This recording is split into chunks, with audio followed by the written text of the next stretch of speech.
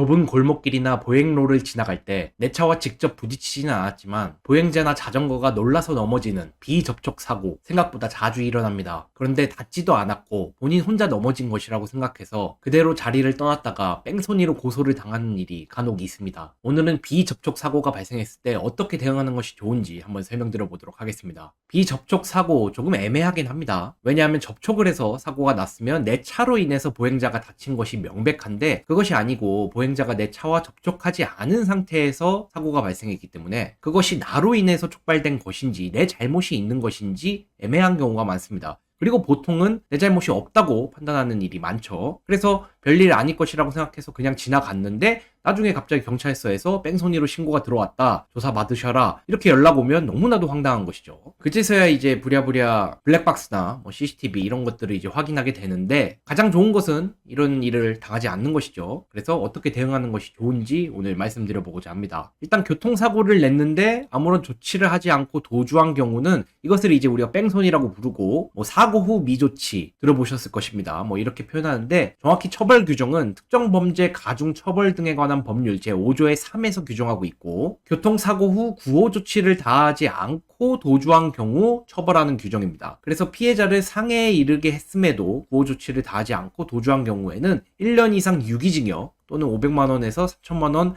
이하의 벌금에 처해지게 됩니다. 그리고 이제 사망에 이르게 되면 더 중하게 처벌하는 것은 당연하고요. 그래서 사망이 아니라 상해에 대한 부분을 우리가 분석해 보면 요건 사실이 피해자가 상해를 입어야 하고 내가 구호 조치를 다하지 않아야 하고 내가 사고 현장을 이탈하면 이 범죄에 해당하는 것입니다. 그래서 먼저 피해자의 상해 발생, 경미한 부상이 아니라 이 상해라는 뜻 자체가 치료가 필요한 부상을 입어야 한다는 것입니다. 그래서 피해자가 내 차를 보고 깜짝 놀란 경우 또는 놀라서 물건을 떨어뜨린 경우 이런 경우에는 당연히 상해가 아니죠. 피해자가 치료가 필요한 부상을 입은 것이 아니기 때문이죠. 그런데 조금 애매한 것이 살짝 넘어졌을 때 이게 이제 가장 애매하죠. 넘어진다고 해서 무조건 모두 치료가 필요한 부상은 아니지만 고령인 경우에는 넘어진 것만으로 뼈가 부러지거나 금이 갈 수도 있는 것이고 그리고 넘어진 방향에 따라 또 다를 수 있겠죠. 그래서 일률적으로 판단할 수는 없지만 어쨌든 치료가 필요한 부상을 입었다면 상해가 발생한 것으로 보고 이것은 접촉사고가 아니더라도 당연히 발생할 수 있는 것입니다. 그리고 오늘 말씀드리는 이 비접촉 사고에서는 핵심은 인과관계입니다. 즉 내 과실로 인해서 보행자가 넘어지거나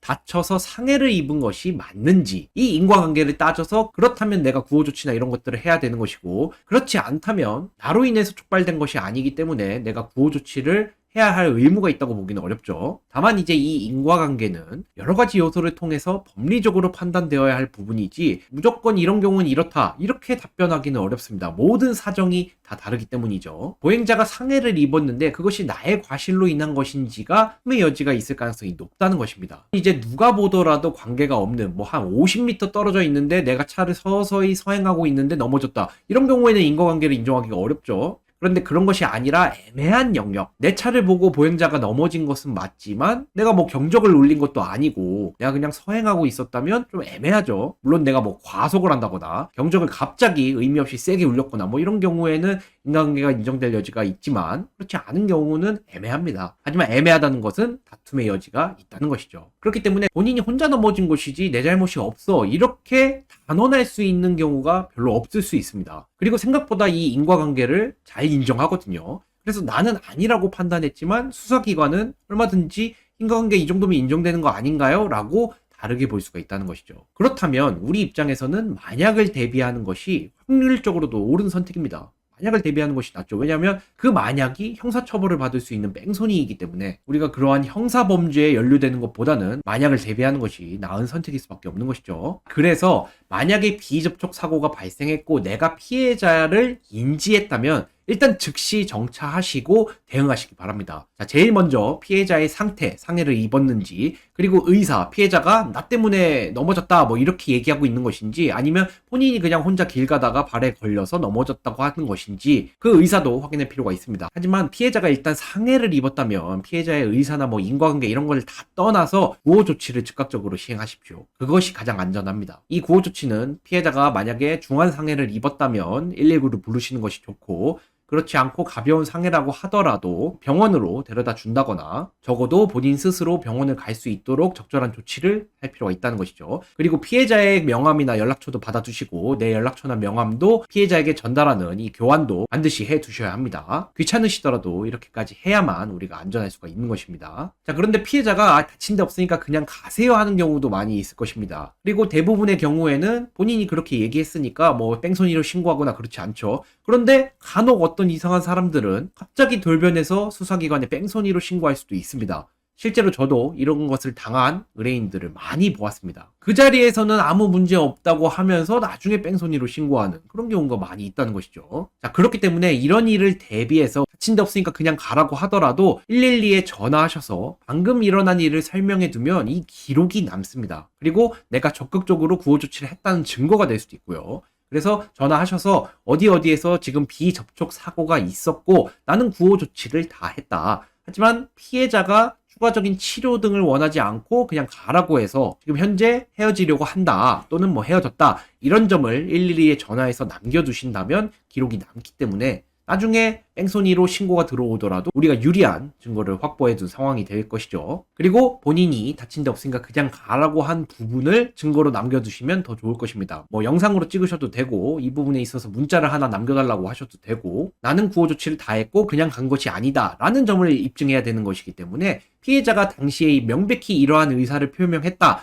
이 부분을 증거로 남겨두시는 것이 좋긴 합니다. 그래서 이 부분을 어떻게 증거로 남길지는 제가 예시로 112 전화를 하라는 것이었고 뭐 다른 방식으로 확보하셔도 무방합니다. 그리고 마지막으로 피해자가 막 너무 아픈 척을 하면서 당신 잘못이니까 그냥 치료비 50만 원만 주고 그냥 깔끔하게 가세요. 이런 경우가 있을 수 있습니다. 누가 봐도 이상한 요구죠. 자해 공갈이 의심될 수밖에 없습니다. 자, 이런 경우에 우리가 그냥 돈을 줄 수도 있습니다. 하지만 사기를 당하는 것이죠. 이 자해 공갈단은 이런 식으로 사기를 치고 있기 때문에 만약에 피해자의 행태가 조금 이상하다 수상하다 한다면 112에 바로 신고하시거나 보험사 직원을 적어도 호출하셔서 이 문제를 해결하시는 것이 좋습니다. 그리고 이제 자해 공갈이 의심되는 상황이지만 상대방이 상해를 입었다면 자해 공갈이라고 보기는 또 어려울 수도 있죠. 진짜 상해를 입었기 때문에 물론 이제 보통은 상해도 없는데 아픈 척을 하는 것이죠. 그래서 자해공갈단은 눈에 보이지 않는 상해를 입었다고 주장합니다. 보통 이제 허리가 아프다던가 뭐 다리가 아프다던가 이런 거는 두 눈으로 바로 확인할 수 있는 부분은 아니죠. 뼈가 부러지거나 막 이렇게 멍이 들거나 하는 것이 아니라면 우리가 볼 수가 없기 때문에 보통 그런 주장을 하면서 50만 원에서 뭐 100만 원 정도를 주고 가라고 하죠. 본인들은 돈의 목적이 있는 것이지 실제 치료를 받는 것이 목적이 아니기 때문에 보통 112 신고한다거나 보험사 직원을 호출한다면 그냥 가는 경우가 많이 있습니다. 그래서 만약에 자해공갈이 의심되는 상황이라면 그냥 돈을 주시기보다는 112에 신고하거나 보험사 직원을 호출해서 이 문제를 해결하겠다고 한다면 아마 반응이 올 것입니다. 그리고 자해공갈이 아니었다고 하면 그냥 우리는 적극적인 구호 조치를 한 것이니까 문제없고요. 그래서 어쨌든 오늘의 핵심은 비접촉 사고가 발생하면 일단 즉시 정차해서 적극적인 구호 조치를 다 하고 만약을 대비하는 것이 가장 안전할 것으로 보입니다. 자, 이번 시간에는 비접촉 사고가 발생했을 때 어떻게 대응하는 것이 가장 현명한지 설명드렸습니다. 다음 시간에 뵙도록 하겠습니다. 감사합니다.